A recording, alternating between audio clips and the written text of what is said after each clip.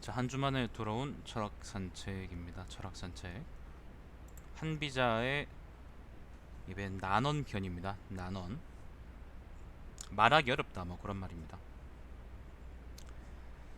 말하기 어렵다. 어려울 난자에 말하다, 뭐 그럴 때 언자입니다. 신비는 말하는 자체를 어렵게 여기지 않습니다. 신비라는 거는 뭐 신은 저라는 의미고요. 비라는 건 한비자 본인을 의미하죠. 한비자의 이름이 비이기 때문에. 자, 다만 말을 어렵게 여기는 까닭이 있습니다. 말이란 듣는 편의 마음에 맞도록 매끄럽게 잘 진행되면 듣는 쪽은 생각하기를 겉은 화려하나 알맹이가 부실하다고 오해하기 쉽고, 정중하여 삼감이 깊고 확고하여 빈틈이 없으면 듣는 쪽은 옹졸하고 조리가 없다고 여깁니다. 말에 꾸밈이 많고 비슷한 예를 많이 인용하게 되면 듣는 쪽은 내용이 공허하여 쓸모가 없다고 여기며, 요점만을 간추려 말하고 꾸밈 없이 간략하게 말하면 듣는 쪽은 남의 감정만 상하게 할 뿐 화술이 모자란다고 여길 것입니다.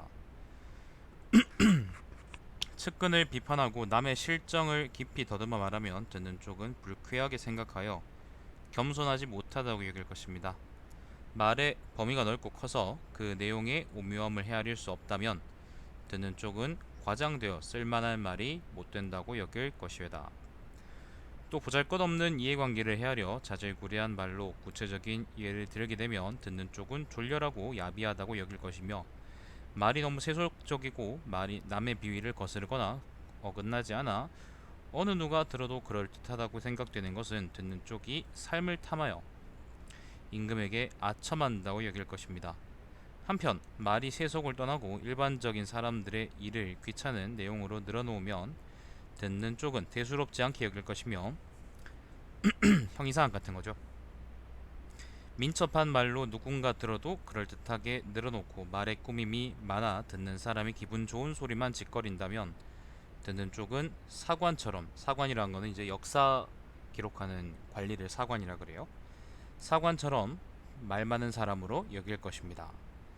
학문적인 것은 버리고 꾸밈없이 실질적인 본성만을 말하게 되면 듣는 쪽은 야비하여 조금도 교양미가 없다고 여길 것이고, 때때로 시나 서에 있는 말을 인용하여 시경하고 서경이요 옛날 성현의 가르침을 본받아야 한다고 설명하면 듣는 쪽은 옛말을 외우는데 불과하다고 여길 것입니다.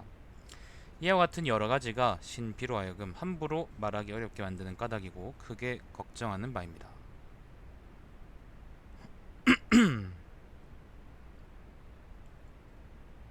말하기 쉽죠? 저도 지금 말하고 있잖아, 그죠? 근데 그게 상대방한테 듣기 좋은지 좋지 않은지, 상대방이 좋을지 싫을지를 헤아리는 건 어렵다 라는 말입니다. 말 한마디로 천냥빚 갚는다, 그런 말이 있죠.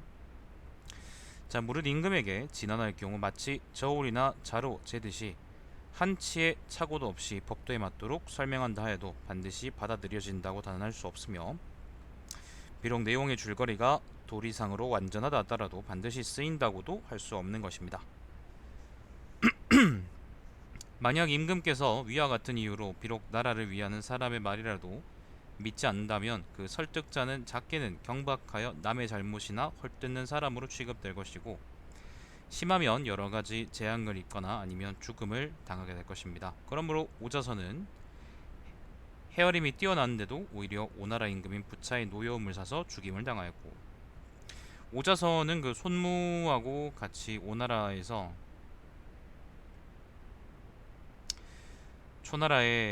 초나라를 이제 반송장으로 만들었던 사람이죠. 원래 초나라 사람이고,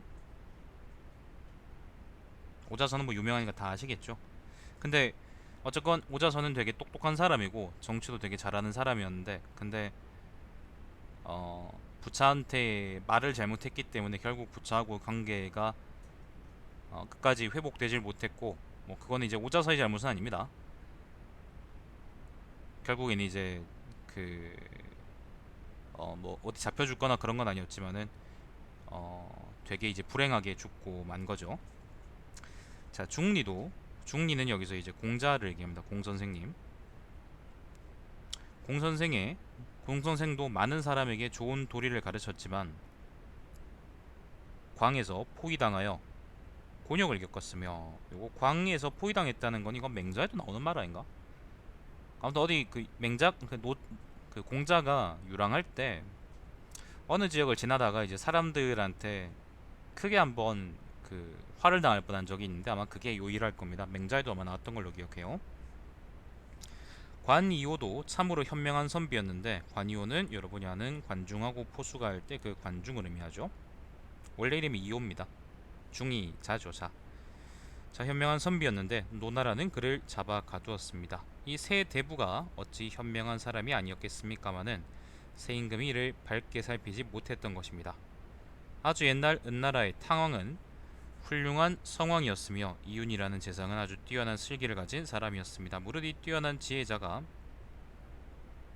사람이 그 훌륭한 성왕을, 성스러운 왕, 그러니까 탕왕이죠. 탕왕을 설득하기를 무려 70번이나 진언하였는데도 받아들여지지 않았습니다. 이유는 문서, 솥과 도마를 쥐고 요리를 익혀 훌륭한 요리사가 되어 가까이 접근한 뒤에야 탕왕은 겨우 그가 뛰어난 현자임을 알고 등용했습니다. 양반 캐터가지고 논다. 그러므로 아무리 뛰어난 현자가 훌륭한 성인을 설득하더라도 반드시 받아들여지지 않는다는 사실은 이윤이 탕왕을 설득한 경우가 그 좋은 예입니다. 멀리 갈 거 없죠. 우리 주변에도 이제 똑바른 말하는 사람이 대통령이 되진 않죠. 항상 그렇진 않습니다. 예를 들면 이제 박근혜를 보면 알 수 있죠. 왜 사람들은 그런 사람을 뽑아주느냐? 잘 모르겠습니다. 왜 사람들은 뇌가 없느냐? 그것도 잘 모르겠습니다. 머리 있는데, 그지? 자기에게 지혜가 있다 하더라도 상대가 어리석고 어두운 임금이라면 그 참뜻을 인정받기란 더욱 어려운 것인데, 그 경우가 주나라 문왕이 은나라의 주왕을 설득한 경우입니다. 문왕은 주왕을 이제 더 이상 그런 짓 하지 마라, 뭐 그렇게 이제 설득하려고 했다고 나와 있어요. 물론 그게 뭐 진짜 그런지는 알 수가 없지만 아무튼 그렇게 나와 있어요.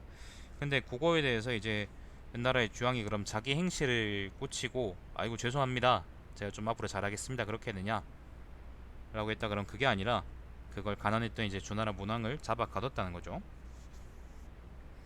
문왕이 주왕을 설득하려 하니 주왕은 문왕을 잡아 가두었습니다. 또한 뿐만 아니라 이쿠도 뭐 사람 이름이겠지, 자귀겠죠. 이쿠를 화형시켜 죽였고 귀후는 죽인 뒤 포를 떠서 볕에 말렸으며, 비간은 주왕에게 직간했다가 심장을 도려내는 형벌을 당했고, 매백은 죽어 소금에 절였습니다. 한때 관이호는 새끼줄에 묶여 곤욕을 당했고, 조기는 누군지 모르겠다. 조나라의 충신이었지만 출병하지 말도록 간했다가 받아들여지지 않자 진나라, 남쪽 진나라를 명명했고, 여기서 조나라라는 건 아마도 그 삼진에 있고 조나라가 아니고 작은 조나라 얘기하는 것 같네요. 자, 백리자는 백리입니다. 백리자는 길바닥에서 구걸해야 했으며 부열은 노예가 되어 전전하다가 은나라의 고종에게 발견되었고, 손자는 위나라로 불려갔다가 다리를 잘렸습니다. 여기서 손자라는 거는 손무가 아니라 손빈이죠.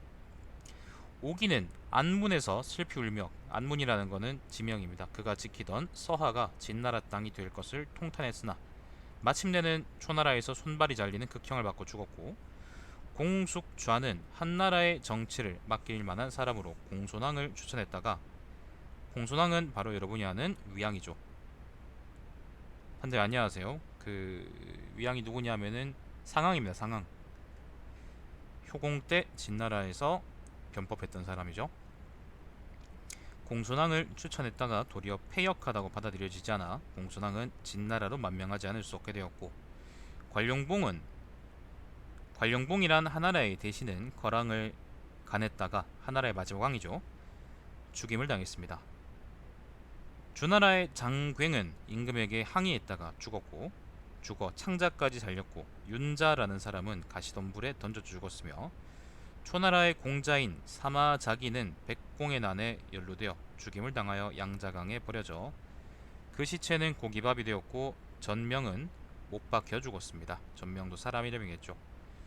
공자의 제자인 복자천과 위나라의 서문표는 싸움을 하지도 않았는데 남의 손에 죽었고,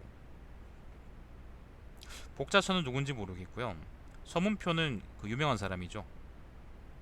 그 왜 업군의 태수로, 위나라의 업군 태수로 이제 그 뭐지, 무당을 그 뭐야 강에 던져 죽였던 그 사람이잖아. 자, 서문표는 싸움을 하지도 않았는데 남의 손에 죽었고, 춘추시대 진나라, 북쪽 진나라입니다. 진나라 신하였던 동한우는 임금에게 진언했다가 도리어 죽어서 저작거리에 내걸렸으며, 공자의 제자인 제연은 제나라 재상인 전상의 내란에 말려들었다가 죽음을 면하지 못했고, 범수라는 위나라 신하는, 범수는 바로 이제 그 사기 범수 채택 열전에 나오는 그 범수인데요. 범저라고 하기도 하고, 요 사람도 진나라의 재상으로 한 끝발했던 사람입니다. 근데 요 이야기는 이제 진나라 재상이 전일 겁니다 아마. 범수라는 위나라 신하는 원래 위나라 사람이었거든요. 위나라에서 배설을 했었거든요. 제나라의 사신으로 왔다가 상을 받았다는 오해를 받아 위나라 재상에게 매를 맞아 갈빗대가 부러졌습니다. 아 맞아요, 장록 선생. 요때 위나라 재상이 상수였나? 뭐 아무튼 그 나중에 이제 힘 관계가 역전돼가지고 이제 좆됐다 뭐 그런 일화가 있습니다. 자, 위에서 말한 이들 수많은 사람은 모두 세상에서 뛰어난 덕을 갖추고 슬기로우며 충성스럽고 선량하며 도수를 터득한 선비인데도 불행하게 도리에 벗어난 어리석고 어두운 임금을 만나 자기들의 주장을 펴보지도 못하고 죽었습니다. 비록 현인이나 성인이었지만 죽음을 면치 못하고 욕됨을 피하지 못한 것은 무슨 까닭이겠습니까? 그 앞에 얘기한 사람들은 위제였나요? 아, 위제군요. 그 상수는 누구지 그러면? 앞에 얘기한 사람들은 전부 다 현명한 사람들입니다. 현명하고 뛰어난 사람들인데, 그런데 그 사람들이 섬겼던 왕이라는 사람들이, 왕들이 전부 다 그 사람의 말을 범시한요, 결국에는 듣지 않았기 때문에, 뭐 듣지 않은 건 그렇다 치고, 뭐 계책이 받아들이지 않은 건 그렇다 치고, 괜히 이제 오해를 사거나 시기를 사거나, 그래서 이제 하마터면 죽을 뻔한 사람도 있고, 대부분 다 이제 죽고 말았다는 거죠. 그렇기 때문에 말하는 거는 쉬운데, 지금 제가 하는 것처럼 말이라는 건 쉬운데, 사실은 그 말이 잘 쓰일지 잘 쓰이지 않을지는, 그 말이 정말 타당한지 옳은지 그런 거하고 상관없이, 그 사람이 듣는 사람이 얼마나 뛰어난 사람인가, 결국에는 듣는 사람이 준비가 되어야 그것도 사람한테 이제 말이라고 할 수 있는 거다 라고 한비자가 얘기하는 겁니다. 반대로 얘기하면 사실은 이건 돌려서 얘기하는 거라고 생각하면, 지금 내 말을 듣고 있는 너는 아주 뛰어난 왕이다 라는 말이기도 하죠. 그것은 어리석은 사람을 설득하기가 그만큼 어려운 것이며, 그렇기 때문에 군자는 말하는 것을 어려워하는 것입니다. 또 이치에 합당한 지극한 말은 본래 귀에 거슬려 마음에 반감을 일으키는 것이며, 현명한 임금이나 성왕이 아니면, 성스러운 왕이 아니면 올곧게 듣지 못하니 부디 바라건대 대왕께서는 이를 깊이 살펴주시옵소서. 요까지가 난언입니다. 난언. 말하는 것이 어렵다.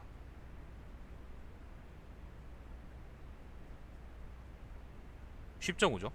말이 쉽죠. 말이 추상적이지 않고 확실히 이제 구체적이죠. 구상적이죠.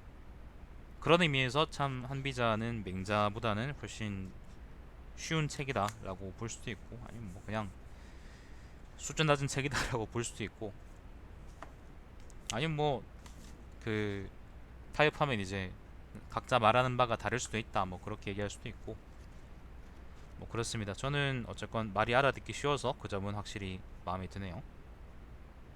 말을 알아듣기 힘들면은 짜증이 나요. 대표적으로 그 독일 철학하는 놈들이 그렇죠. 새끼들이 글을 제대로 안 써. 자, 여기까지가 난언 편입니다. 이번에는 애신 편입니다. 애신. 영상을 끊죠.